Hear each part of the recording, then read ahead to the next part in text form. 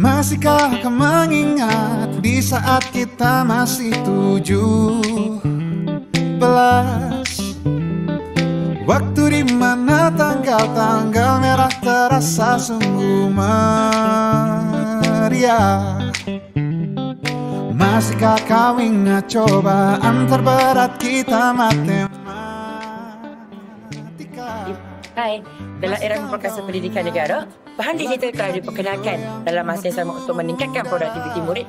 Dia juga dapat memastikan suasana belajaran di dalam kelas adalah lebih seronok dan juga lebih mudah untuk murid memahami tentang apa yang dipelajari di dalam kelas. Tapi, saya tertanya, apa itu bahan digital?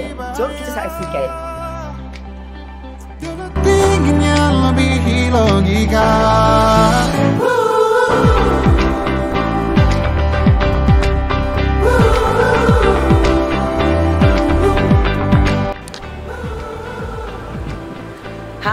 Sebagai seorang pelajar mozaik, bagaimana kami menerapkan bahan digital sewaktu berada di dalam kelas?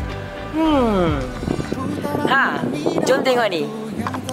Jalan menempat kita, walau kini kita terpisah, namun jiwaku tetap di sana.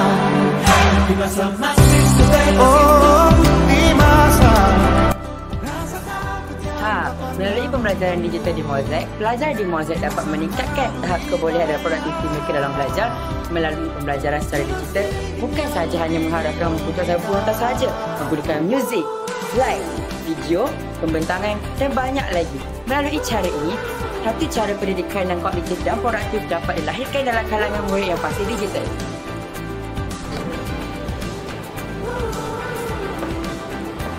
Evolusi bahan digital dalam pendidikan di negara kita telah bermula dari sejak zaman dahulu lagi.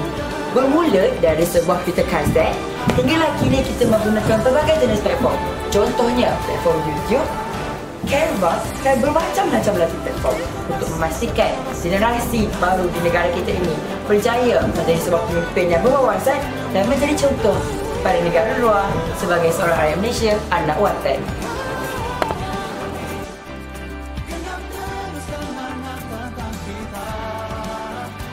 Untuk era pendidikan zaman sekarang ni, kemudahan peralatan digital seperti smart TV, penggunaan gadget kepada murid adalah sesuatu perkara yang sangat penting.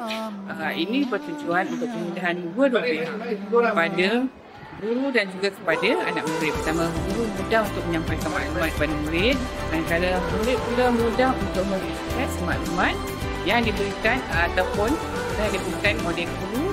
Murid mencari dan menambah info yang penting sebagai input dalam pembelajaran mereka. Bukan setakat ini yang menggunakan bahan semasa belajar. Murid-murid itu menggunakan bahan untuk platform semasa belajar dan mengajar.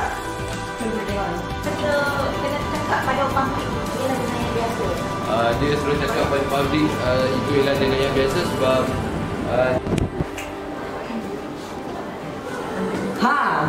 Akhir kata dari kami, bahan digital